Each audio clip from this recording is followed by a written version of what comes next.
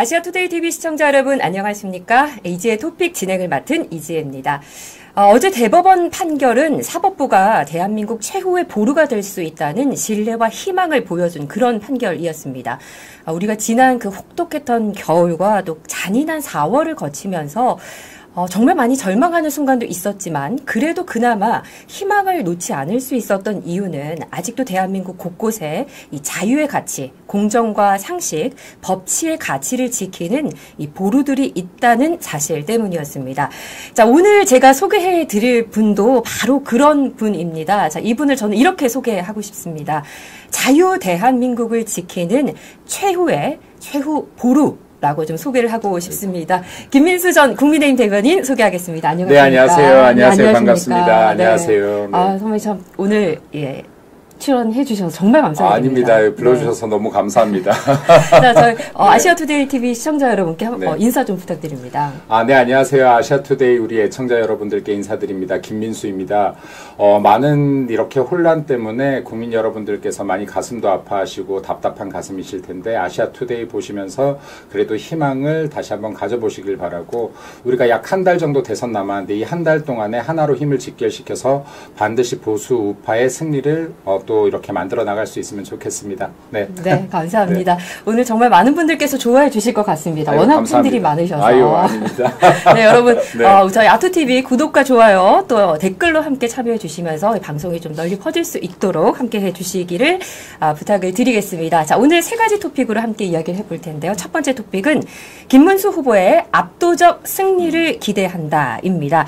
자, 일단 우리 선배님께서 얼마 전까지만 해도 저는 수성님 이렇게 네, 같은 캠프에 있었죠. 네, 제가 5월 1일부로 아시아투데이 TV로 아시아투데이로 들어오게 됐습니다. 그 전까지는 나경원 캠프에서 함께 했었는데 선배님이 우스갯소리로 미친 대변인단이다 뭐 이런 얘기도 그렇죠. 하셨잖아요. 제가 했다기보다 주변에서 많이 그랬죠. 대변인단 미쳤다. 저거 영화 300 찍냐 뭐 이런 얘기도 했고, 그러니까 진짜로 대변인단들이 강한 사람들 그리고 할 말 하는 사람들이 다 뭉쳤다라고 했는데, 특히 또 우리 이지혜 앵커님 같은 경우는 저도 뭐 정치권 들어온 지 한 6년 7년 됐는데 제가 여성분 중에서 가장 좋아하는 분인 것 같아요. 감사합니다. 네, 그래서 진짜로 이렇게 착하신 분이었고 이렇게 순수한 영혼이 정치권에서 찾기가 힘들다. 거기다 능력까지 갖추셔서 제가 진짜로 모실 수 있어서 영광이었습니다. 그리고 사실은 저도 이게 1차 전당대회가 끝나고 나서 지금 경선이 끝나고 나서 한 일주일 정도 방송을 쉬어야겠다 해서 방송들을 다 좀 전화해드려서 저 한 일주일 정도 좀 이렇게 쉬려고 합니다 했는데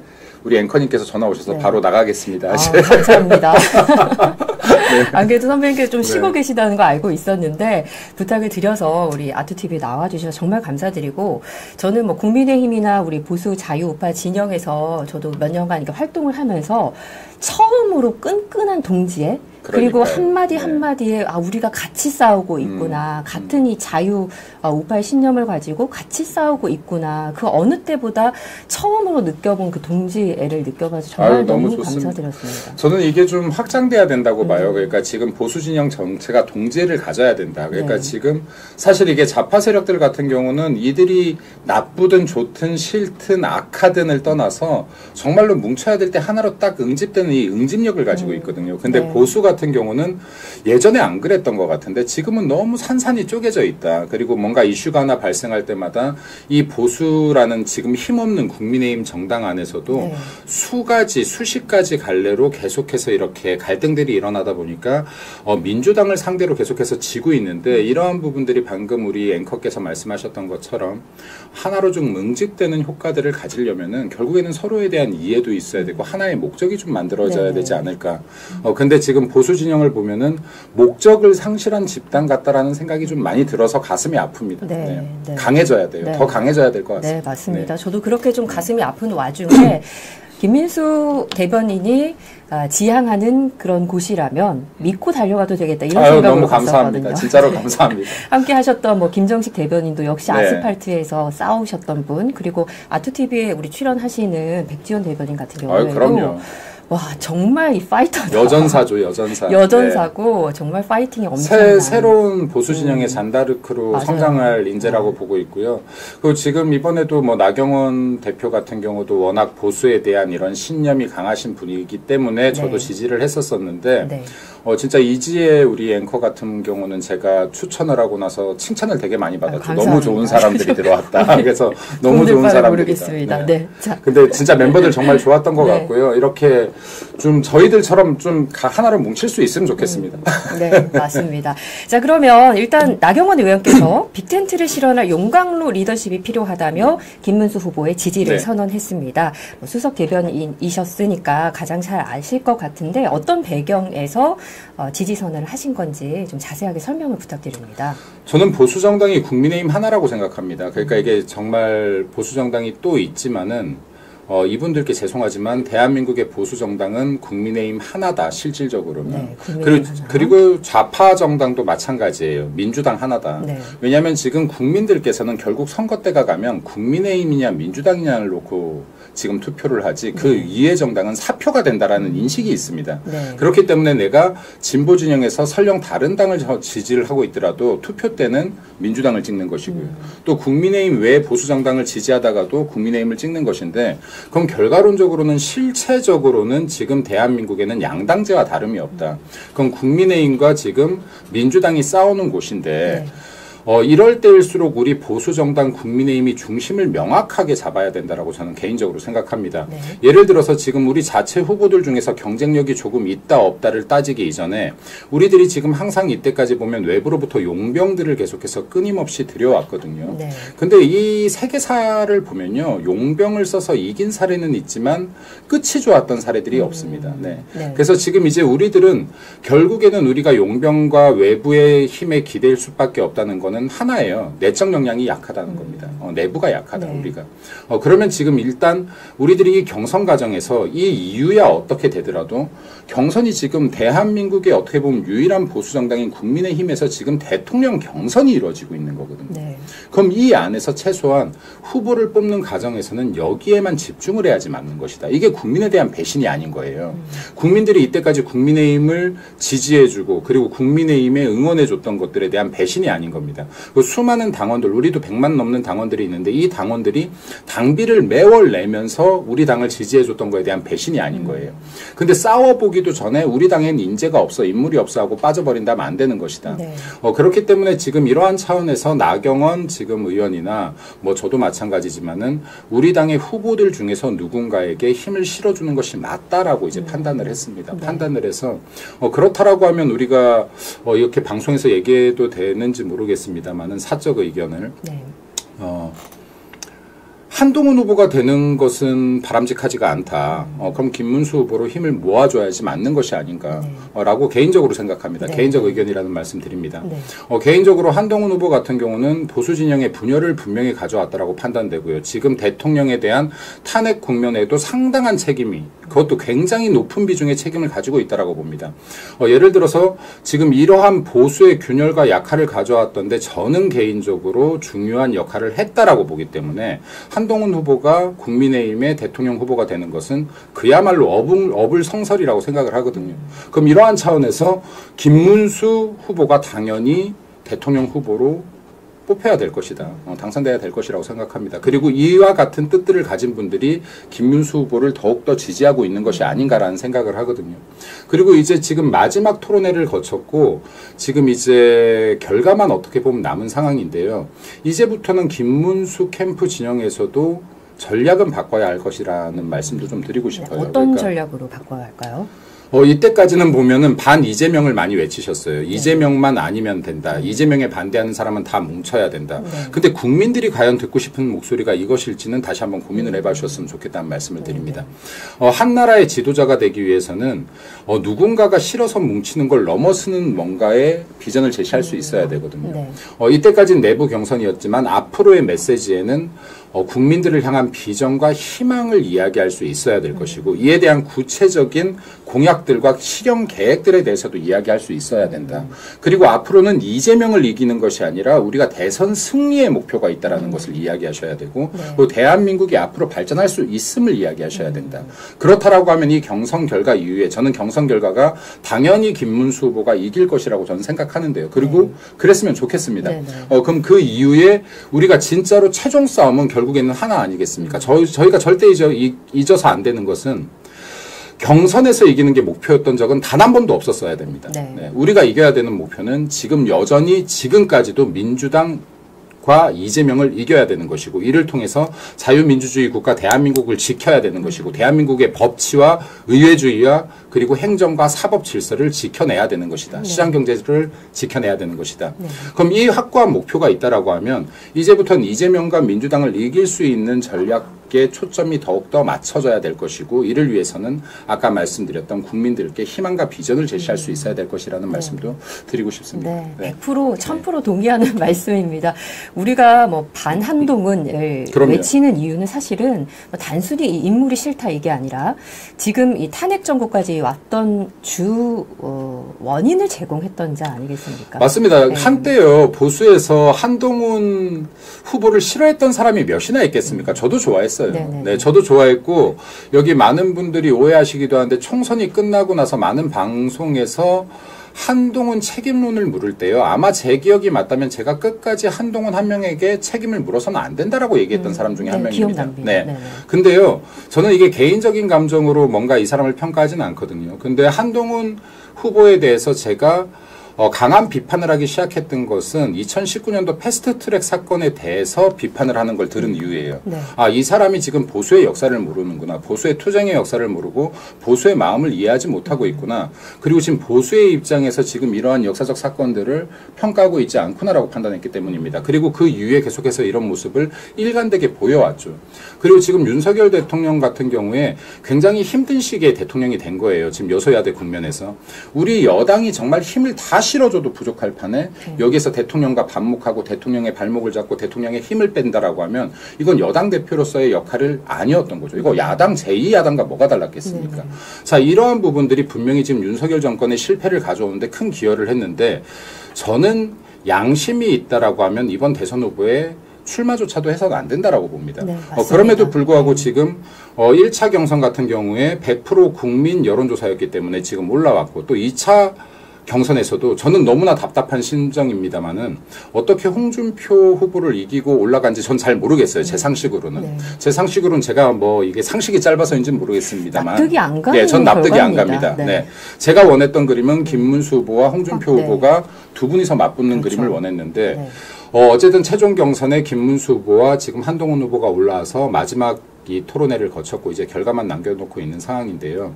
저는 이것이 대선 이유가 되더라도 짚고 넘어가야 될 부분은 명확하게 짚고 넘어가야 우리 보수가 다시 한번 쓸 수 있다고 봅니다.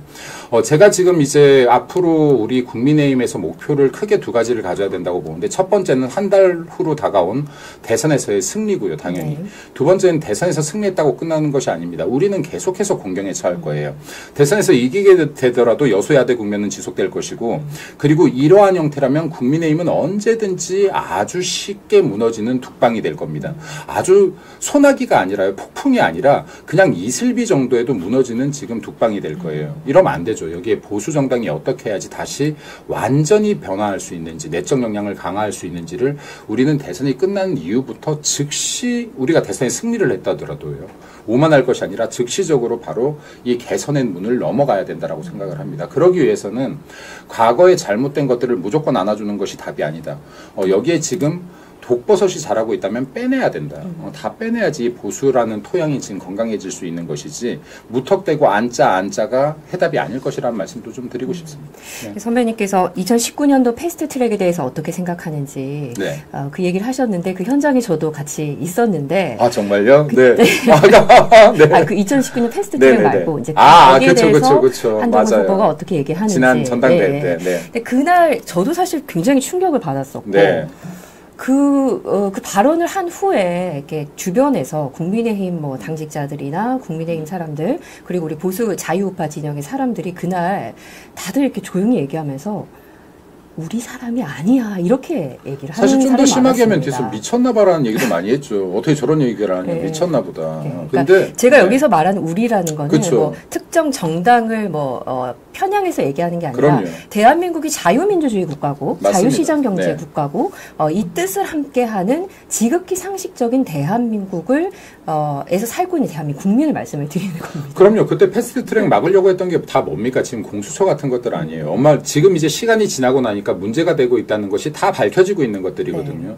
근데 지금 그때 당시에 우리가 얼마나 처절하게 싸웠는지 저희들은 그 패스트트랙을 막기 위해서 그 현장들에서 진짜로 몇 날 며칠 밤을 새기도 했어요. 그리고 거기에 정말 찬바닥에 앉아서 가부좌 틀고 지금 그 민주당의 행포들을 막으려고 했는데 그 현장에서 지금 같이 소리를 외쳤던 사람들이라면 한동훈 당시 후보의 말은 누가 들어도 이해할 수 없는 것들이었어요. 그러니까 지금 이러한 것들이 지금 지속되고 있는데 이거는 보수에 대한 공부가 부족할 뿐만 아니라 보수에 대한 공감도 부족한 것이다. 그럼 지금 이에 대해서 이러한 분들이 만약에 정말 큰 자리에 올라가게 된다라고 하면 보수 진영을 대변해 줄 수 있을 것이냐.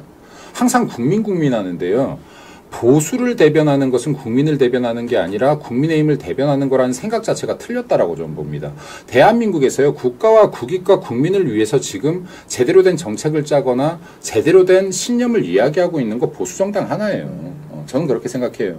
여기에 지금 보수정당 외에 누가 자유민주주의 가치를 지키려고 하고 있고, 그리고 대한민국의 법치를 지키려고 하고 있고, 대한민국의 시장경제 체제를 지키려고 하고 있습니까? 그럼 보수의 목소리가 곧 국익을 위한 목소리고 국민을 위한 목소리라고 생각해야 보수정당에 몸을 담아야 되는 거예요. 그러니까 정당이라는 것이 결국에는 이게 이념 가치 집단 아닙니까? 근데 여기에 나와 생각이 다른 이념과 가치가 이 정당과 다르다라고 하면 이 정당을 이용하려고 해서는 안 되죠. 이게 다른 사람들이 들어와서 여기에서 권력을 잡겠다는 거는 이 정당을 내 권력의 도구로 삼겠다라는 거 아닙니까? 네. 이 정당을 통해서 내가 생각하고 있는 이념이나 국가에 대한 비전을 실현하기 위해서 이 정당에 들어와야지 맞는 것이다. 네. 근데 지금 우리 대선 후보들 중에서는 너무나 안타깝게도 보수의 가치나 이 이념과 너무나 결이 다른, 너무나 거리가 먼 분들이 있었다라고 생각되거든요. 네. 그리고 한동훈 후보가 계속 주장하는 게 180대 1로 민주당과 싸워 이겼다라고 본인이 호소를 하고 있습니다. 자, 총선에서도 참패를 했습니다. 참패죠. 네, 그러니까 지금 제가 이 얘기도 하고 싶어요. 이게 객관화된 평가가 필요하다. 예를 들어서 제가 또 두 번째 실망했던 거는 예를 들어 저희 같은 사람들이 보호해 줄 수 있습니다. 힘든 싸움이었고 이것은 당시 한동훈 대표만의 책임이 아니다. 네. 모두의 책임감을 느껴야 우리가 나아갈 수 있다라고 저는 계속 얘기를 했었거든요. 근데 본인 입으로 이거를 잘한 것이다라고 얘기하면 안 돼요. 네, 108석을. 네. 이전에 지금 21대 총선을 보면요. 그때 당시 우리 야당이었습니다. 네. 지금 많은 사람들이요. 그때 당시 황교안 대표가 잘못해서 지금 우리가 참패했다 그랬는데 그때 105석이에요. 야당 당시에도 105석 가져왔어요. 근데 지금 108석이 지금 여당에서 갖고 온 게 이게 자랑이 될 수 있습니까? 참패를 그냥 하고도 참패인 거예요. 네, 반성이 없었죠. 네. 반성이 없으면 안 되는 거예요. 당시에 황교안 대표는요. 그날 자리에서 물러났습니다. 기억납니다. 네. 그럼 이건 최소한 리더들이요. 내가 우리 진영이 패배를 했었을 때는요.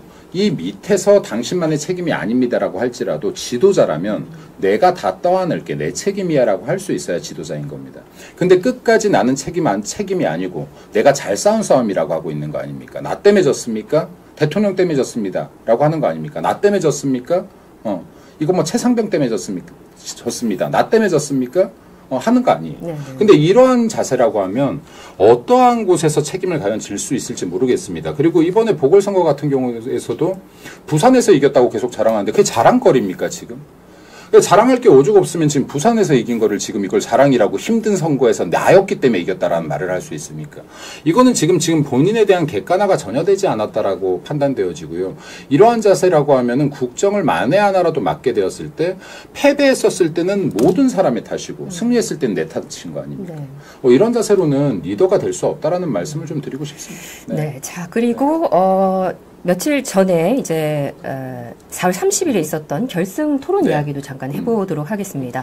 사실 한동훈 후보가 무례한 발언을 너무 많이 해서 보기 싫다고 하시는 분들도 많았습니다. 그래서 저도 이제 정말 어쩔 수 없이 이제 봤는데 결승 토론의 모습 어떻게 좀 보셨습니까? 제가 여기에 저는 캠프에 지금 들어가 있지 않지만 제가 김문수 후보 캠프에 말이 전해졌을지 안 전해졌을지 모르겠어요. 한 분한테 전화해서 여기 방송국의 토론 전에 룰을 정확히 지켜달라고 얘기해라라고 얘기를 했습니다. 그때 무슨 얘기냐라고 해서 주도권 토론이면 내가 1분을 질문하고 상대방은 30초를 대답하는 거예요.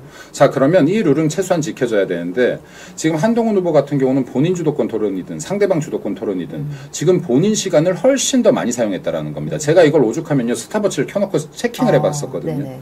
자, 그러면 이게 지금 누구 주도권 토론이든 간에 내가 역질문을 한다. 예를 들어서 지금 내가 대답을 해야 되는 차례인데 말을 돌리다가 어떻게 생각하세요? 반대로 질문을 하는 거예요. 그럼 이거 지금 두 번 다 본인이 주도권 토론인 거죠. 그러니까 지금 이런 기초적인 룰조차도 안 지켜서는 안 되는 것인데 토론의 룰이 어겨지고 있더라.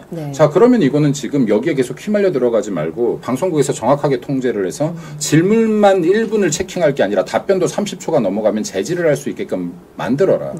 그리고 지금 본인 답변 시간에는 역질문이 아니라 답변을 하게 만들어라. 지금 이 얘기 정도는 제가 말씀을 드렸었는데 일단은 이 토론에 대한 기본 태도가 안 좋았다라고 저는 생각을 하고요. 그리고 두 번째는 제가 한동훈 대표만의 토론 행태가 아니라 국민의힘 경선 토론 룰 자체가 너무나 잘못됐다고 봅니다.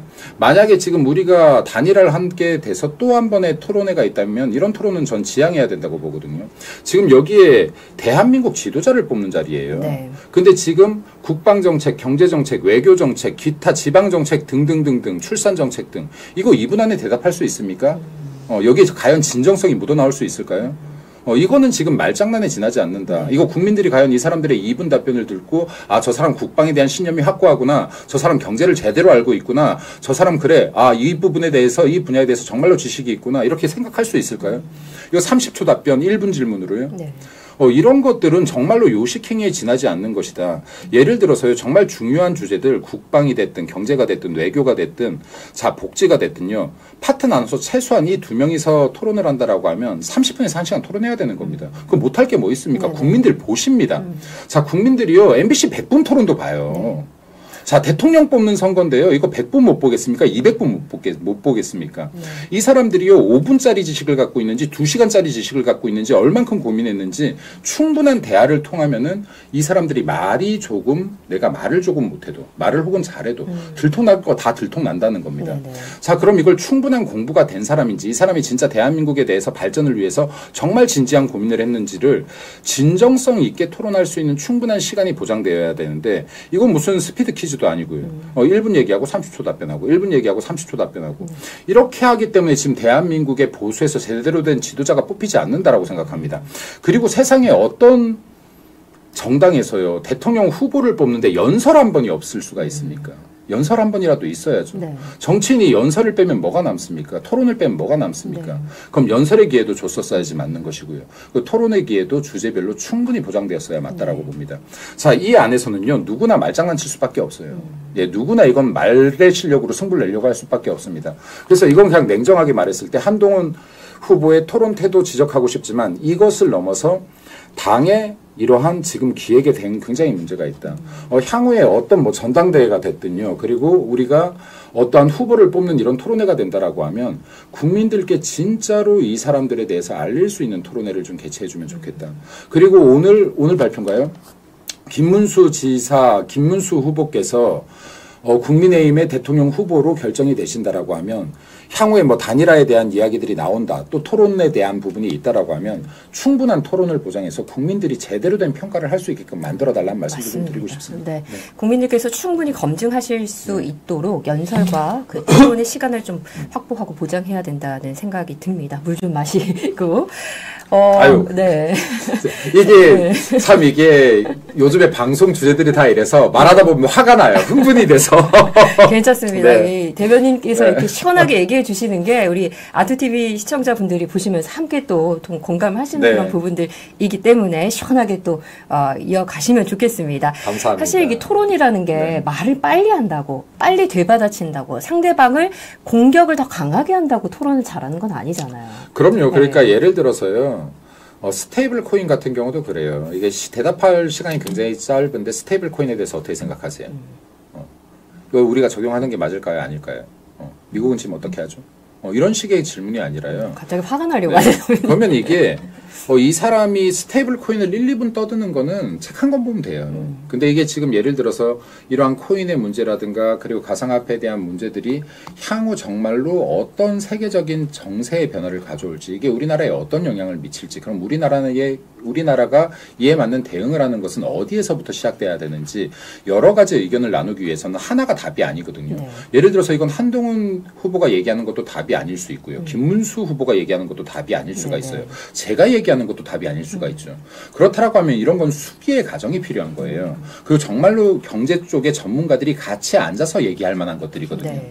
그럼 이러한 것들에 대해서 마치 정말 장학 퀴즈 하듯이 내가 1분간 더 잘 떠들 수 있어를 얘기할 것이 아니라 이 주제가 30분, 1시간이 된다라고 한다 그러면 이건 이 사람들이 대한민국 경제에 대해서 근본적으로 얼만큼을 고민을 하고 있는지가 다 나올 거라는 거예요. 네. 그럼 여기에서 지금 청년 실업 문제라든지 그리고 대한민국 내수시장 문제라든지 그리고 외교를 통해서 대한민국 수출의 역량 문제라든지 이러한 부분들이 관세 부분에 대한 문제라든지 전반적으로 경제 문제가 다 나올 거라는 겁니다. 네. 그렇게 되면요. 이분들이 과연 대한민국을 위해서 단지 배지 하나 달고 국비만 받아먹은 것이 아니라 세비만 받아먹은 것이 아니라 진짜로 그래도 국가와 국민을 위해서 고민을 한 흔적이 있는지는 국민들께서 말이 좀 어눌해도 말을 잘해도 네. 이 진위 여부는 충분히 아시게 될 거라는 거예요. 그래서 지금 이게 진짜로 대한민국의 리더를 뽑는 중요한 토론회이고 그리고 보수정당 국민의힘의 리더를 뽑는 중요한 토론회의라면 이 구성부터 좀 제대로 해야 되는 것이 아닌가라는 생각이 듭니다. 그래서 제가 이걸 국민의힘을 질책하는 것이 저도 국민의힘 소속인데 국민의힘 질책해서 좋을 게 뭐가 있겠습니까? 지금 이 마당에. 근데 앞으로 진심으로 우리 보수가 강해지기 위해서는 네. 이런 눈에 보여주기식 계속해서 젊음을 쫓는 거 아니에요. 저도 젊어요. 제가 그분들보다 젊어요. 이게 젊음을 쫓는다고 하는 것이 마치 가벼운 것을 뜻하는 게 아니라는 걸 아셔야 돼요. 젊은 청년들이 결코 가볍지 않아요. 네. 이 사람들이 행동이 빠르다라고 해서 가벼운 게 아니에요. 이 사람들 이 부분에 대한 토론들에 대해서 저 후보들이 얼만큼 진정성 있게 이야기하는지 듣고 싶어 해요. 근데 30초 만에 대답하래요. 어떻게 듣겠어요? 1분 안에 대답하래요. 어떻게 듣겠습니까? 그러니까 지금 이러한 부분들에 대해서는 국민의힘이 진짜로 좀 고민을 해야 우리 보수가 강해질 것이다. 그리고 보수가 국민의 기대를 어긋나지 않을 수 있는 내적 역량을 키우게 될 것이라고 생각합니다. 네. 네.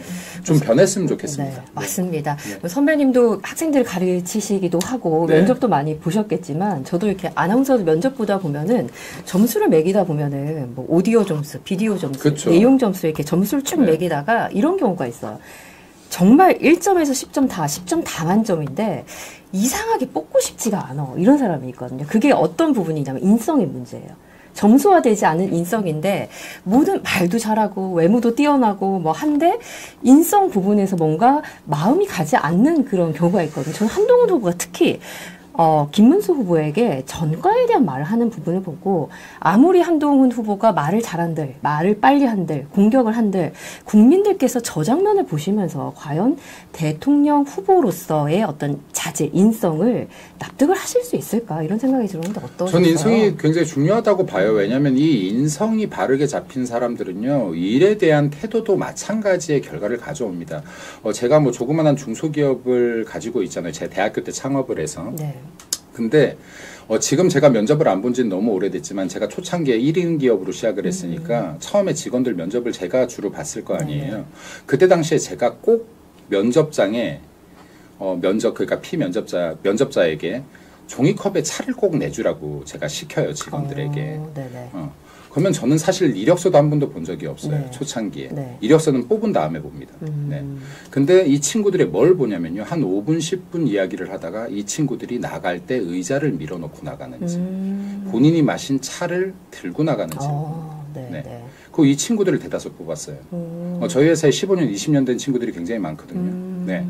이 아주 기본적인 이 두 가지로도 네. 업무 능력을 여러 가지 말을 듣는 것보다 훨씬 더 낫더라. 네, 네. 예를 들어 이건 그냥 제 경험, 네. 작은 경험 하나를 말하는 겁니다. 방금 앵커께서 말씀하셨지만은 사람의 태도나 인성은 이렇게 중요하다. 그럼 이 사람들이요 나에게 주어진 일을 대충 할 리가 없어요. 네. 네. 이 정도의 인성, 기본 인성을 갖춘 사람들은. 그리고 기대에 어긋나는 행위를 할 확률이 굉장히 떨어져요. 네. 그래서 지금 이제 이런 것들이 아까 말씀하셨던 것처럼 하물며 중소기업의 직원을 한 명 뽑는데도 이런데요. 근데 대한민국의 리더를, 대통령 후보를 뽑는데, 네. 네. 이게 정말로 30초의 말 언변 실력으로 뽑아서야 되겠습니까? 네. 네. 우리도 그렇잖아요. 지금 이게 주제 하나를 갖고도 1시간을 떠들 수 있어요. 근데 대통령 후보를 뽑는데 주제 하나 주고 30초에 대답하래요. 이거 되겠어요? 네. 되겠냐고요. 맞습니다. 네. 너무 공감 가는 그런 그러니까요. 말씀입니다. 네. 자, 뭐 토론회를 보면서 저는 김문수 후보가 돼야 한다는 당위성을 더 입증한 토론회가 아니었나 생각이 듭니다. 자, 우리가 참 4월이 잔인한 달이었는데 그 잔인한 4월을 지나고 벌써 이제 내일이 5월 3일입니다. 전당대회 최종 후보가 확정이 되는데 어떻게 좀 예상을 하고 계십니까? 김문수 후보가 압도적으로 될 거라고 저는 생각합니다. 왜냐하면 지금 너무나 가슴 아픈 현실이지만요. 보수가 분명히 내부에서 분열이 되어 있는 상태예요. 그럼 이게 어떤 사람들은 혹자들은 탄핵 반대파와 탄핵 찬성파라고 하는데 전 그렇게 보진 않습니다. 제가 보는 건요. 보수주의를 지키려는 자들과 보수주의가 뭔지 모르는 자들 간의 싸움이라고 생각을 맞습니다. 하거든요. 네. 그런 차원에서 본다라고 하면 나경원 후보를 지지했던 많은 분들이 김문수 후보를 지지하게 될 것이고 홍준표 후보를 지지했던 분들이 많은 분들이 김문수 후보를 지지하게 될 것이다. 그래서 생각보다 큰 차이로 김문수 후보가 저는 될 거라고 봅니다. 네. 그리고 되어야 된다고 봅니다. 되어야 되는 게 맞습니다. 되어야 된다라고 봅니다. 네, 그래서 제가 이게 여러분들께 말씀드리고 싶은 게요. 제가 지금 지난 한 3일 정도를 보니까 많은 분들이 국민의힘을 탈당하고 계신 것 같아요. 전 그게 참 걱정스럽습니다. 국민의힘은 틀렸다, 탈당하고 있는 것 같은데 제가 우리 아시아투데이 애청자 여러분들을 넘어서 좀 다른 분들께도 전파해 주셨음 하고 부탁을 좀 드리고 싶은 것이 저는 지금 당원 배가 운동을 해야 될 때라고 봅니다. 네, 당원 가입 운동을 해야 될 때라고 봅니다. 여러분들 정말로 국민의힘이 변화하는 걸 보고 싶으시잖아요. 보수정당이 변하는 걸 보고 싶으시잖아요. 네. 여러분들이 지금 탈당하면요. 대선이 끝나고 우리가 승리를 하든 실패를 하든 이 보수정당은 또다시 여러분이 원치 않는 방향으로 흘러갈 수밖에 없습니다. 여러분들께서 지금 주변에 10명, 100명 능력 되는 한껏 국민의힘에 당원으로 가입을 시키십시오. 네. 그리고 대선 끝나는 순간부터 당의 변화를 같이 외쳐주셔야 됩니다.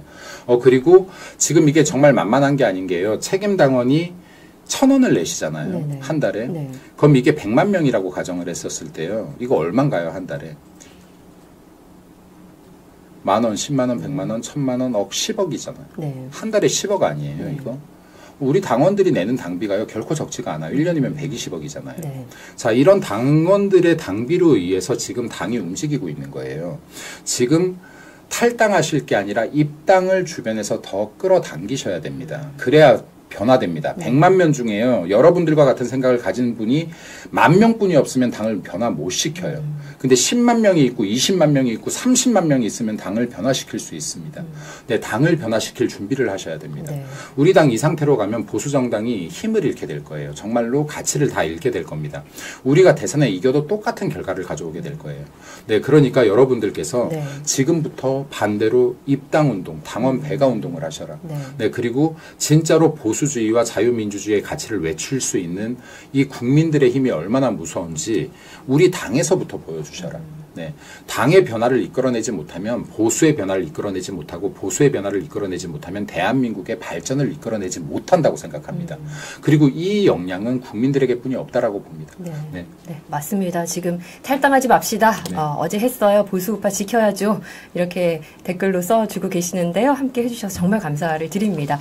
저도 선배님 말씀 들으니까 정신이 벌쩍 드는 게 우리가 작년 이제 12월부터 올 겨울 봄까지 진짜 추운데 고생 정말 많이 하셨습니다. 그럼요. 근데 우리는 제2의 길, 제3의 길을 생각하지 않고 오로지 이 대한민국 자유를 지켜야 한다는 일념하에 진짜 목숨을 잃으신 분도 있고요. 그럼요. 진짜 건강이 그럼요. 나빠지신 네. 분들도 있고 진짜 많이 희생하시면서 아스팔트 나가서 밤을 새면서 진짜 고생을 하셨습니다. 2030 청년들까지 그럼요. 때로는 뭐 10 이런 그럼요. 아이들까지 나와서 고생을 했잖아요. 제가 너무 가슴 아픈 게요. 여기 제가 5월 5일 날 이렇게 좀 청년들하고 식사를 하기로 했어요. 네. 근데 제가 이게 12월 3일 이후에 관저 앞에서 청년들이 일어나서 시위 집회하는 걸 보고 제가 뭐라고 했냐면요. TV에서 제가 이 말도 가장 먼저 썼을 겁니다.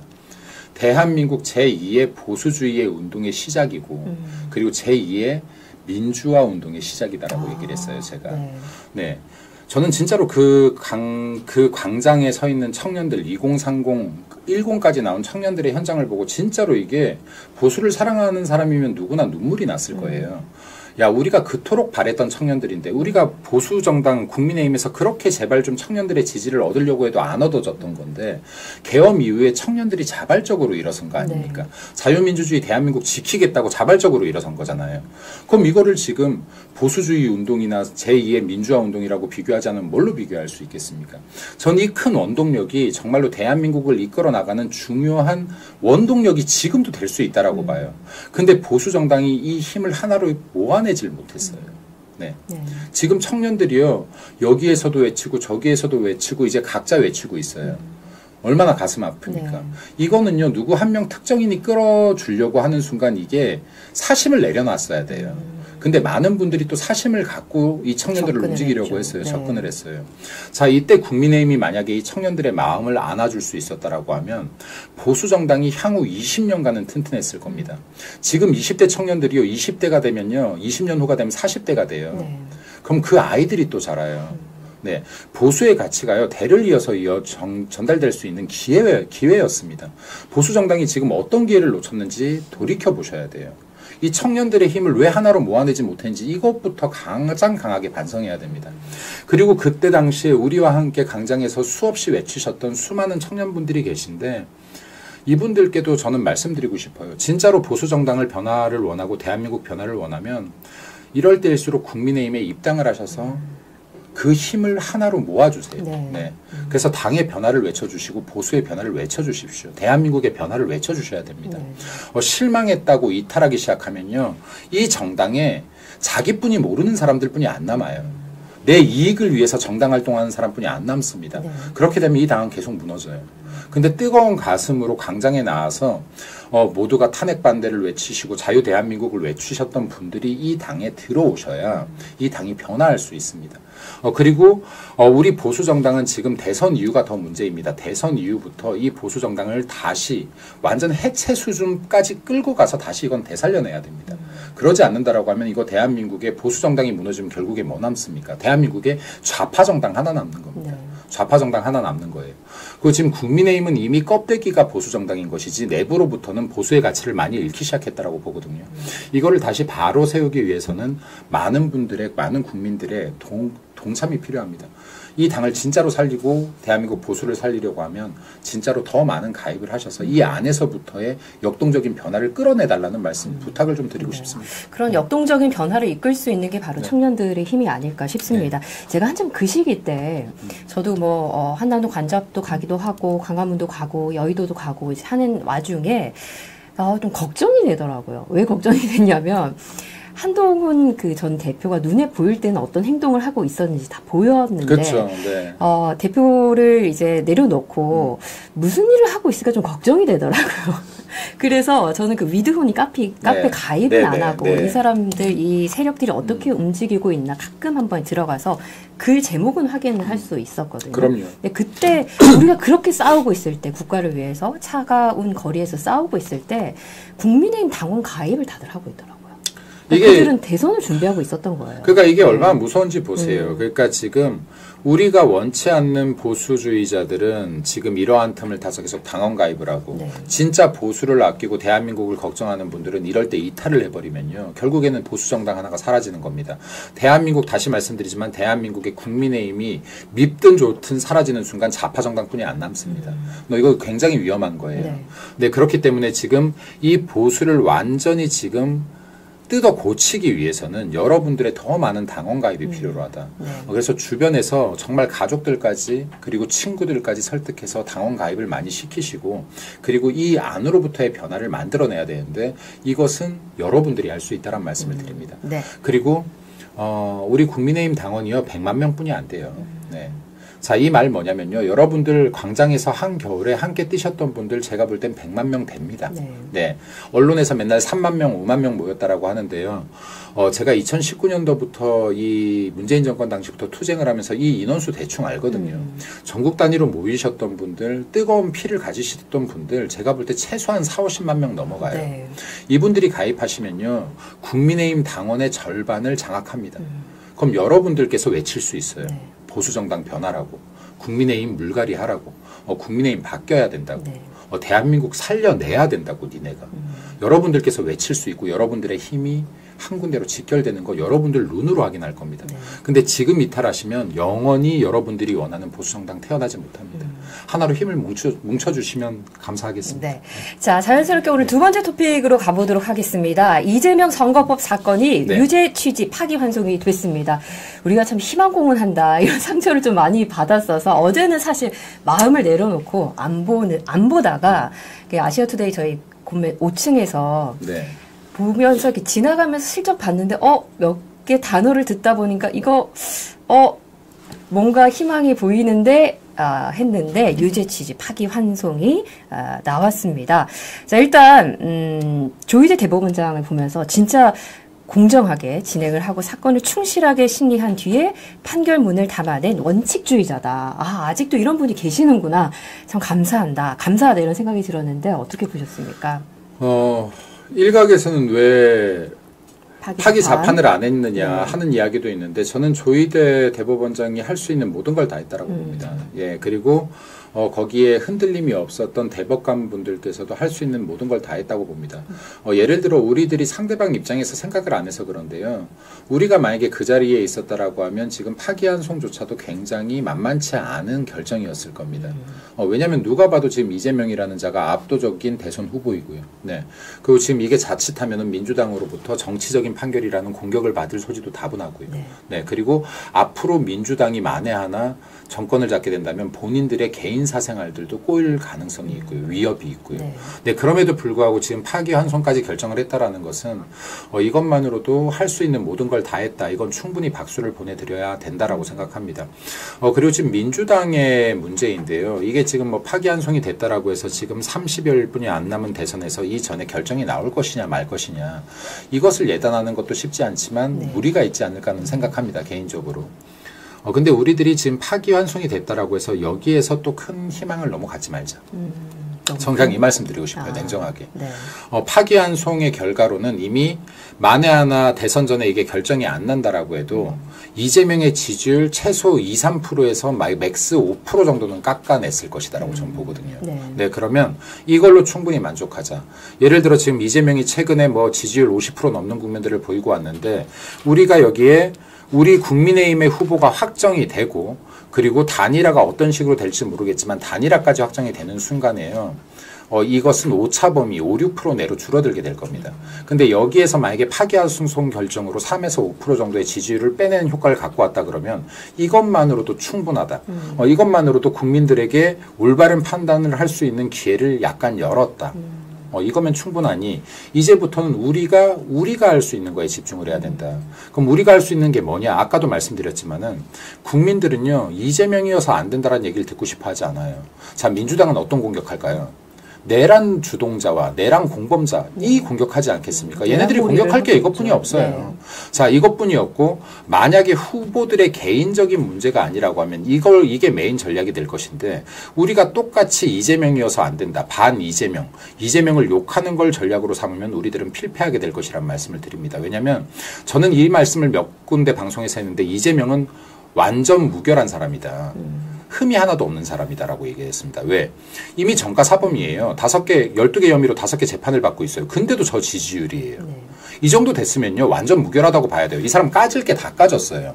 만에 하나 지금 뭐 살인죄라도 나오지 않는 이상 이 사람은 흔들림이 없어요. 이 사람 전과 하나 더 발견된다고 해서 지지율 떨어질까요? 혐의 하나 더 붙는다고 해서 지지율 떨어질까요? 아닐 거라는 겁니다. 그러니까 무의미한 공격보다는 이 공격 누군가 해야겠지만 대통령 후보가 되신 분은 희망과 비전을 얘기해야 되는 것이고 이재명에 대한 공격은 이 주변에서 해야 되는 겁니다. 지금 민주당이 어떤 전략을 쓰는지 보셔야 돼요. 민주당은요 지금 시민단체를 활용하고요. 네. 그 최고위원이나 다른 국회의원들이 우리 보수를 계속 공격하는 겁니다. 아주 강도 높게요. 네. 이재명은 뭐 하고 있죠? 중도 확장한답시고 우파 흉내를 내고 있어요. 물론 안 지키겠지만 안 지킬 말이라도 막 하면서 포용력 있는 자세를 보이고 있습니다. 네. 난 보수도 안 할 거야. 야, 난 누구든 안 할게. 나 정치 보복 안 할 거야. 물론 만에 하나라도 되면 나중에 그 말을 믿었어라고 할 사람이지만 지금 당장은 중도들에게 호소를 하고 있는 겁니다. 자, 양동작전 쓰고 있는 거예요. 민주당의 전략을 봐야 된다. 민주당은 이재명은 지금부터는 너그러운 군자처럼 보이게 하는 거고요. 진짜로 지도자 감으로 보이게끔 만드는 겁니다. 자, 보수 진영을 욕하지 않는 거예요. 보수 진영을 욕하는 이 공격조는 따로 있는 겁니다. 자, 그럼 우리들도 어떻게 전략을 짜야 될 것이냐. 네. 김문수 후보가 되든 아니면 또 이 단일화를 같이 거치게 될지 어떻게 될지는 모르겠지만 후보가 된다라고 하면 이분들은 반드시 대한민국에 대한 비전을 보여줘야 되는 겁니다. 비전과 지금 막다트려져 있는 관세전쟁이라든지 그리고 경제에 대한 문제라든지 그리고 안보에 대한 문제라든지 이런 거에 대해서 명확한 비전을 보여주시고 국민들에게 이를 통해서 국민들의 마음을 압도해야 됩니다. 이재명에 대한 공격 당연히 이루어져야 되는데 이거는 후보의 몫이 아닙니다. 네, 후보의 몫이 아니라 이 주변에 있는 국회의원들 우리 그래도 108명이나 있잖아요. 네. 여기 앉아있는 저나 우리 앵커님 같은 분들 그리고 지금 우파에 있는 시민단체분들 그리고 예국단체분들 이분들이 이재명을 공격하는 역할을 해줘야지 이제 후보 입에서 나와서는 안 되는 것이다. 네. 라는 말씀도 좀 드리고 싶습니다. 네. 이 전략을 좀 잘 짜셔서 네. 왜냐하면 이게 그냥 나 하나 대통령 되냐 떨어지냐의 문제가 아니라고 봅니다. 대한민국 존폐가 여전히 걸려있는 지금 대선이다. 민주당 이재명이 진짜로 대통령이 되는 날 대한민국 자유민주주의 체제는 분명히 흔들리게 되고 제가 이 이야기는 수개월 전부터 했지만 3년 아니면 대한민국 자유민주주의 체제가 무너지기 시작할 것이다. 3년 안에. 범 10개만 바꿔도 무너뜨릴 수 있다. 네. 어려운 게 아니다. 대한민국 근간이 되고 있는 자유주의, 민주주의, 시장경제체제, 법치 이런 것들은 이미 지금 무너지기 시작했는데 이재명 민주당이 행정부까지 장악하게 된다면 이걸 막아내지 못할 것이다 라는 말씀을 드립니다. 그래서 우리 보수 지지 예국 시민들께서 더 바싹 정신 차려주셔서 지금 마지막까지 우리가 힘든 싸움이지만 이길 수 있게끔 힘을 모아주시라는 부탁 계속해서 드립니다. 네. 네, 도와주십시오. 네. 김민수 대변인께서 앞으로 우리가 어떻게 하면 승리할 수 있는지 그런 네. 전략까지 좀 말씀을 해 주셨습니다. 자, 어제 그 판결문에서 보면은 이런 내용이 있었습니다. 그 전까지 이제 판결문을 보면 이게 말인가 판결문인가 해석이 안 되죠. 한국말인데. 한글을 읽는데도 저처럼 뭐 법조인이 아닌데도 이게 이해가 안 되고 이런 개변도 있을까 이런 생각이 들었는데 어제 그 판결문은 참 상식적이다. 법치주의를 잘 지켰다. 이런 생각이 좀 들었습니다. 어제 판결문 중에 김문기 관련 발언 중 골프 발언은 피고인이 김문기와 함께 간 해외 출장 기간 중에 김문기와 골프를 치지 않았다는 의미로 해석되고 이는 후보자의 행위에 관한 허위 사실 공표에 해당한다. 제2심이 골프 발언을 무죄로 판단한 것에는 공직선거법 제250조 제1항의 법률 오해의 판결에 영향을 미친 잘못이 있다. 2심을 왜 뒤집고 파기환송을 했는지 정말 조목조목 상식적인 이런 내용도 좀 짚어줬습니다. 제가 이 말씀 좀 드리고 싶습니다. 예를 들어서 민주당의 행태를 보면요. 지금 이재명 2심 무죄가 나왔을 때 대법원을 법원을 존중한다. 사법부를 존중한다. 사법부가 정당하다. 네. 그리고 지금 윤석열 대통령 파면이 되었을 때 헌재의 판결을 존중한다. 법이 옳았다. 근데 지금 본인들에게 불리하게 나오니까 이거 잘못됐다라고 하는 거 아닙니까? 네. 정치 재판이라고 하는 거거든요. 자, 그럼 이 논리에 우리들도 갇힐 수가 있어요. 우리도 갇힐 수가 있죠. 우리가 지금 헌재에서 대통령 파면 결정이 나왔었을 때 우리 분노했죠. 이거 정치 재판이라고 했는데 지금은 잘 됐다라고 하는 겁니다. 네. 그래서 그럼 똑같은 논리로 봤을 때 보수 니네들도 그러고 있는 거 아니야? 니네들한테 유리한 것만 제대로 된 사법정의라고 하는 거 아니야? 라는 똑같은 함정에 빠질 수 있는데 아니라는 말씀을 드리고 싶어요. 네네. 아까 지금 우리 앵커께서 상식적으로 읽혀진다라고 했잖아요. 이게 중요한 겁니다. 법이라는 것은요, 최소한의 상식이거든요. 최소한의 상식입니다. 큰 범위의 상식이 아니에요. 그러니까 사람이라면 공동체 질서를 위해서 절대 하지 말아야 될 것을 담아놓은 게 법이라는 거예요. 자, 그럼 최소한의 상식이라는 건 우리가 법적 지식이 없어도요, 법조문을 읽었을 때 판결이 예측되어져야 되는 겁니다. 자, 윤석열 대통령의 파면이 잘못되었다라고 저는 지금까지도 이야기하고 있는 것이요. 법적 절차가 일단 맞지 않았다라는 겁니다. 그리고 대통령의 계엄은 지금 헌법상에 보장된 권리였다는 거예요. 그리고 이를 판단할 수 있는 비상계엄을 쓸지 말지에 대한, 공포할지 말지에 대한 이 상황에 대한 판단권도 대통령한테 있었다라는 겁니다. 자, 근데 중요한 것은 수사 권한이 없는 공수처가 수사를 했고, 그리고 또 헌재 과정에서도 재판 과정에서 여러 가지 의심적인 과정들이 계속해서 나왔다라는 거예요. 자, 그렇기 때문에 이 재판 잘못됐다라고 얘기하는 것인데요. 방금 지금 대법원 판결 같은 경우는 우리가 상식이잖아요. 골프를 쳤냐 안 쳤냐를 묻고 있는데 이 사진은 내가 골프를 친 것으로 만들기 위해서 조작된 사진입니다는 나 골프 안 쳤어요 라고 대답한 건 거예요. 이건 지금 초등학생한테 물어봐도 이해가 되는 국어인 거예요. 네. 자, 근데 이걸 재심해서 지금 무죄로 줬다? 당연히 그렇기 때문에 그거 정치재판이라고 하는 거죠. 그러니까 이거를 지금 정치 색깔을 띄고 나서 국민들께서 그냥 봤을 때 이해가 되면 상식적인 판단인 거예요. 네. 판결인 거예요.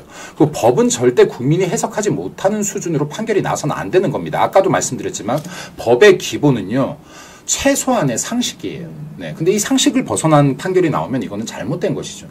그래서 지금 이 부분들도 제가 아까도 말씀드리는데 대한민국 사법체제는 지금 지켜지고 있는 것이 아니라 이미 무너지기 시작했다가 맞아요. 그러니까 이것도 잊어서는 안 된다. 우리가 헌재 판결을 보면서 이미 대한민국 사법체제는 무너지기 시작했다라고 봐야 되는 것이고, 이 사법체제 질서를 다시 바로 세우기 위해서는 절대 민주당에게 정권을 내줘서 안 된다라는 겁니다. 지금 입법부 하나 장악한 민주당이요, 사법부를 장악했고요. 자, 그리고 이 입법부 하나 행정한 민주당을 우리 당은 어떤 것도 막아내지 못했어요. 보수는 이 정도로 나약합니다. 네. 근데 지금 만약에 민주당이 지금 행정부까지 장악한다라고 하면 과연 우리 국민의힘은 무엇을 할 수 있을까요? 아무것도 할 수 없습니다. 제가 장담컨대요. 아무것도 할 수 없어요. 이 나라를 어떻게 뒤바꿔도요, 아무것도 못합니다. 자, 그렇기 때문에 우리 국민의힘이 이뻐서가 아니라요, 자유대한민국, 자유민주주의 국가 대한민국을 지키기 위해서 민주당 이재명이 대통령 되는 거 어떻게든 막아야 되는 것이고, 그러기 위해서는 지금 모든 대한민국 보수의 브레인들 다 모이셔서라도 앞으로 어떤 비전을 꺼낼고 어떤 비전을 통해서 국민들의 마음을 움직일 수 있을지, 결국에는요 10%의 국민 마음을 움직이는 거예요. 왜냐면요, 이게 너무나 죄송하지만 이때까지 선거의 역사를 쭉 보면요, 보수 정당을 무조건 지지하는 층이 33에서 35% 정도 돼요. 우리 보수가 아무리 잘못해도요, 보수를 지지해 주시는 분들이 33에서 35%가 된다고요. 자, 그러면 민주당이 있죠. 좌파를 지지하는 국민들이요, 민주당이 아무리 잘못해도 34에서 37은 돼요. 여기가 한 3, 4% 높습니다. 네. 자, 그럼 이거 합치면 지금 70% 아니에요. 그럼 가운데 30% 정도가 있는 거예요. 네. 가운데 30% 정도가 있는 건데, 이 분들이 무엇에 움직이는지, 이분들은 정당 색깔이 없으니까 이념에 움직이지 않아. 자기 이득에 움직여. 이래서 지금 뭐하죠? 포퓰리즘 정책 썼잖아요. 아니에요. 이분들이 포퓰리즘 정책으로 움직이는 분들이 아니에요. 이분들이 그렇게 나한테 10만원, 20만원 더 준다고 해서 움직이는 분들이 아니에요. 이 가운데 중도라고, 본인들이 중도라고 하시는 스윙보트 층들이요. 누가 진짜로 큰 비전을 내느냐, 끌리는 정책을 내느냐, 누가 더 강력하게 호소하느냐예요. 그러니까 이게 민주당이 주 4.5일제 얘기한다고, 주 4일제 얘기한다고 우리가 4.5일제 이런 좌클릭할 게 아니라요. 어떠한 것들을 뛰어넘어서 정책을 끄집어내서 우리들이 저 마음을 움직일 수 있는지 지금부터라도 고민하셔야 된다고요. 잘 시간도 없어요. 밥 드실 시간도 없어요. 이 고민하셔야 된다고요. 지금 우리의 최종 경쟁 상대는 여기 경선이 아니라 이재명과의 토론이고 이재명과의 대결이다. 그리고 이것이 민주당에서 한 달 이내에 다른 후보로 바꿀 가능성은 아주 희박할 것이니 이런 거에 기대할 시간에 차라리 우리 역량을 빠르게 더 키우자. 네. 아직 시간이 있다. 네. 앞으로 비전을 제시하는 게 참 중요할 것 같은데 오늘 한덕수 대행이 국회 소통관에서 출마 선언 기자회견을 가졌습니다. 이길 수 있는 경제 대통령이다라고 얘기를 하면서 앞으로 나아갈 사람이다 이렇게 얘기를 했습니다. 오늘 한덕수 전 대행의 출마 기자회견 어떻게 보셨습니까? 큰 그림에서 비전을 제시했다라고 봅니다. 그러니까 지금 첫 번째로는 지금 이번 대통령에 한해서 임기 단축, 지금 개헌을 이야기한 것이나 그 경제 부분에 대해서 이야기한 것들 큰 틀에서 그 비전을 제시했다라고 봅니다. 그리고 지금, 국민의힘 경선 과정을 보면 너무 강론으로 들어가고 있거든요. 아직 강론으로 들어갈 때가 아닙니다. 네. 지금 경선 과정이잖아요. 더 큰 범위의 범주에서 비전들을 많이 보여주셨어야 된다라고 봐요. 그리고 지금 한덕수 권한대행이 이제 우리 당의 후보와 단일화 작업을 거치게 될 것으로 많은 분들이 전망을 하고 있는데 이 단일화 과정도 저는 결코 인기 투표가 되어서는 안 된다라고 봅니다. 네, 두 분이서 충분히 비전 대결을 할 수 있는 장이 만들어져야 된다. 그리고 이게 한두 시간의 쇼가 아니라요. 충분한 대화가 이루어질 수 있는 장을 만들어내야 된다. 그래야지 어느 쪽이든 간에 패배한 쪽이 승복을 하고 진심으로 도울 거 아닙니까? 진심으로 하나가 돼야지 이길 수 있습니다.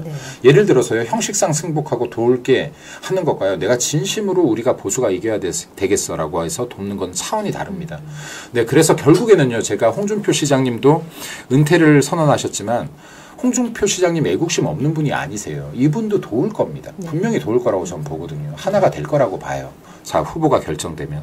그리고 지금 보수에서 내가 단 한 번이라도 배지를 달고 보수라는 직함을 달고 세비를 받아 먹었던 분들은 다 책임감을 갖고 나오셔야 된다고 봅니다.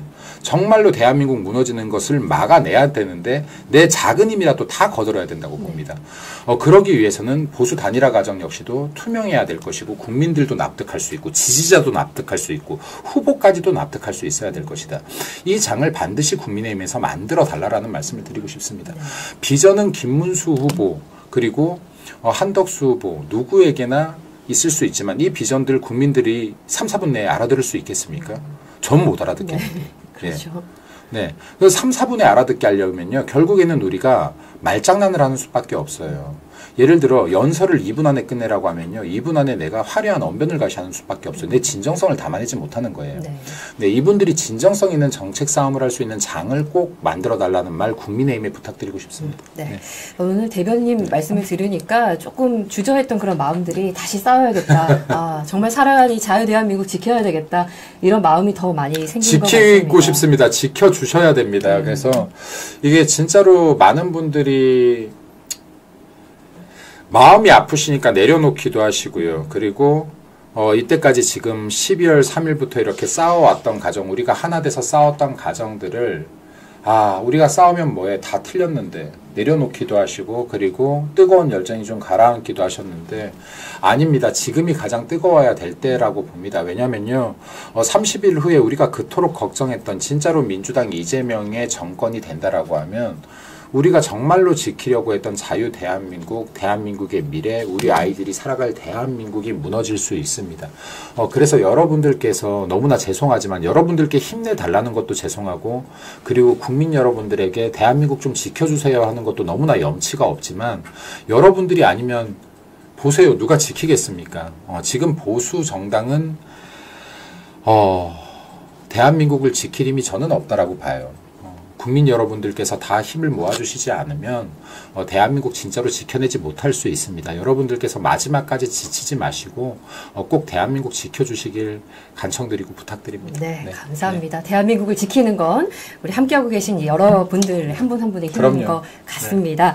자, 제가 잠깐 저희 아시아투데이 신문 좀 소개를 해드리고자 합니다. 자, 이렇게 아시아투데이 종이신문이 있습니다. 네. 근데 요즘 청년들 그리고 특히 어린아이들 같은 경우에는 핸드폰으로 많이 기사를 보잖아요. 근데 저는 정말 꼭 추천을 드리는 게 여러분 특히 뭐 손주 손녀가 있다. 그리고 손자 손녀가 있다. 자녀가 있다 하시는 분들은 필히 좀 신문을 구독해서 자녀들에게 좀 읽었으면 좋겠다라는 좀 말씀을 드립니다. 오늘 아시아투데이 사설 내용이요. 법치를 살린 대법 파기환속 민주 대선 후보 교체해야 한다. 그리고 체코 첫 K-원전 민주당 더는 발목 잡지 말라라는 이 사설 내용입니다. 제가 제 방송에서 한번 말씀을 드린 적 있었는데, 우리가 익히 아는 오래된 그 보수신문, 저희 아버지께서 할아버지 때부터 계속 봤던 그 신문을 저희 어머니께서 사설을 항상 네네. 오려서 화장실 휴지 밑에 그 칸에 놓으셨어요. 맞아요. 제가 한글을 읽을 수 있을 때부터 저는 이제 화장실에 가면은 옆에 이제 그 사설을 읽었습니다. 그래서 지금까지 제가 자유대한민국에 대한 어떤 의식이 잡혔던 게 보수 신문을 계속해서 어릴 때부터 읽었었기 때문이고, 이승만 대통령도 저널리스트였습니다. 그렇죠. 이승만 대통령께서도 미국에 유학을 가서 그 어마어마한 박사학위까지 논문을 쓰실 수 있었던 그 해안은 저는 이런 깊이 사고할 수 있는 신문의 힘, 글의 힘, 펜의 힘에서 시작이 됐다고 좀 생각이 듭니다. 우리가 지금 앞으로의 좀 현실을 보면 대한민국 미래가 참 걱정이 되지만, 우리의 미래는 앞으로 우리 자라나는 젊은 세대들에게 있습니다. 그 젊은 세대들에게 그냥 핸드폰만 보는 게 아니라 신문을 좀 읽겠으면 좋겠다. 그리고 제가 한 24 이후부터는 일주일에 책 한 권 정도, 1, 2주에 책 한 권 정도는 있는 것 같은데, 요즘에 이북이 많잖아요. 네. 전 이북을 사요. 근데 보다가 이 책 내용이 좀 책을 다시 사요. 네. 그러니까 방금 말씀하셨던 거를 다시 강조하고 싶은데, 네. 활자로 보는 건 굉장히 중요합니다. 그러니까 스마트폰보다 집중도도 훨씬 더 높고요. 네. 그리고 내가 명확하게 사고할 수 있는, 그러니까 이게 잠시 덮어두고도 생각할 수도 있고. 맞아요. 그래서 방금 말씀하셨는데, 좋은 신문의 사설을 보는 것만큼 아이들의 사고력이나 언어력을 키울 수 있는 것들, 토론력을 키울 수 있는 거 없다라고 봅니다. 그리고 저는 방송에 나와서 한 번도 이런 홍보 이야기에 맞장구를 친 적이 없는데, 네. 아시아투데이 같은 예국 신문들 많이 성장할 수 있게 여러분들이 도와주십시오. 네, 감사합니다. 자, 오늘 1시간 동안 김문수 전 대변인, 저는 참 전이라는 이 단어를 붙이긴 싫습니다. 왜냐하면 국민들의 마음과 생각을 대변해 주시는 좀 유일무이한 그런 분이시다, 이런 생각이 들어서 너무 감사합니다. 김민수 국민 대변인 이렇게 말씀을 드리고 싶습니다. 오늘 나와주셔서 정말 감사드리고, 너무 감사합니다. 네, 끝으로 우리 아시아투데이 TV 시청자분들께 한 말씀 또 부탁드립니다. 여러분들과 같은 심정입니다. 저도 아이 5을 키우고 있다 보니까 앞으로의 대한민국이 걱정되고, 내가 살 대한민국보다 우리 아이들도 내가 살았던 대한민국에서 살 수 있을지가 걱정됩니다. 그래서 여러분들과 같이 마지막 남은 힘까지 미력 하나마 모든 것들을 좀 걸어보려고 하는데요. 여러분들께서 지치시지 말라는 말씀도 드리고 싶습니다. 사실 저도 좀 지치는데, 이런 말씀 드려서 죄송한데, 제가 지쳐서 쓰러질 것 같을 때 여러분들 응원으로 일어서거든요. 저도 여러분들 응원하는 겁니다. 여러분 힘내주시고 마지막까지 대한민국 지키기 위해서 싸워주십시오. 그리고 아까 말씀드렸었는데, 당원 가입, 배가 운동 해주십시오. 여러분들이 정당 바꿀 수 있습니다. 당의 문화 바꿀 수 있고요. 당의 내적 역량 변화시켜낼 수 있습니다. 여러분들께서 탈당 절대 하시지 마시고 대래 당원 배가 운동 지금부터 시작해달라는 부탁드리겠습니다. 네, 감사합니다. 애국자 김민수, 아이 5 애국자십니다. 이렇게 얘기를 하셨는데요. 오늘 특히 영상에서 우리 김민수 대변인께서 얘기해 주신 어떻게 하면 국민의힘이 승리할 수 있는지 구체적인 전략도 얘기를 해 주셨습니다. 이 방송 내용이 좀 많은 분들이 보실 수 있게 여러분 구독과 좋아요, 또 많은 댓글도 함께 해 주시면 감사드리겠습니다. 자, 금요일 오후 그리고 내일은 국민의힘 경선에서 최종 후보자가 결정이 되는 날입니다. 보수를 대표하고 또 대한민국을 살릴 수 있는 그런 후보가 되길 바라면서 오늘 저 여기서 인사드리도록 하겠습니다. 고맙습니다. 감사합니다.